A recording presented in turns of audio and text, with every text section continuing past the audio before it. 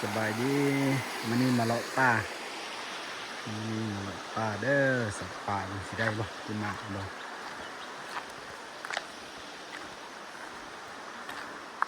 มาสิเบ็ดคันเบ็ด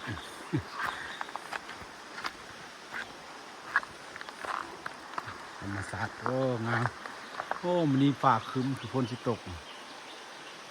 ฝนตกกันเด้อ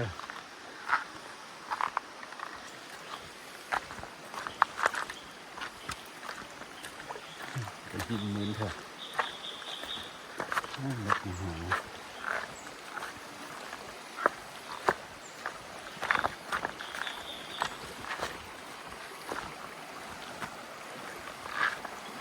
มันนี่ให้สิบเพิ่มลง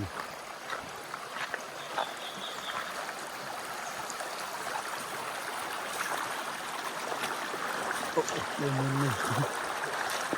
โอ้เป็นหินมูลเถอะ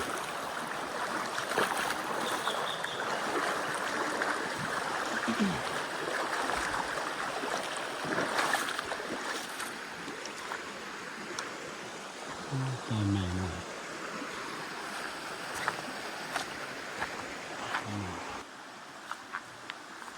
จะมาสอบเรือเบ็ดนอใหม่นะมีบ่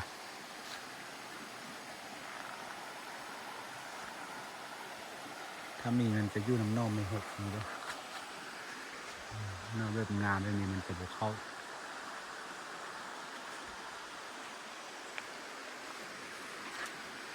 ฟันบ่ได้ฟันให้เบิ้ง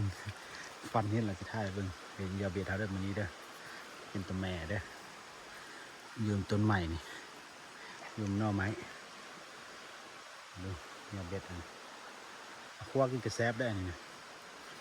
แซบได้คั่วกินกระแซบอยู่ตักมาเห็ดบ้องใส่เนื้อแล้วโอ้บ่ได้เอาบ้องมาใส่บอกก็ได้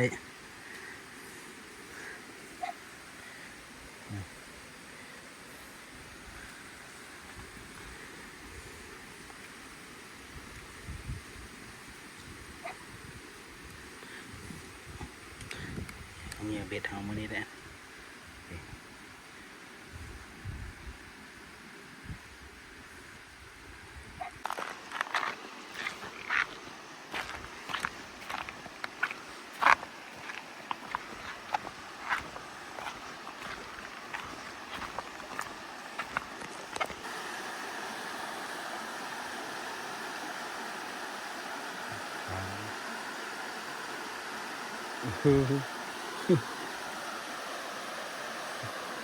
ปลาข้างหอยเห็นไหมครับ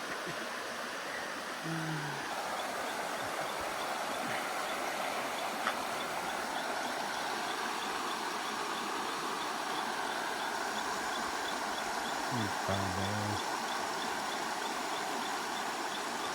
โอ้โหมาแล้วมาแล้วซิวเลยพี่น้องปลาซิวปลาใหญ่เพิ่มเลย นะ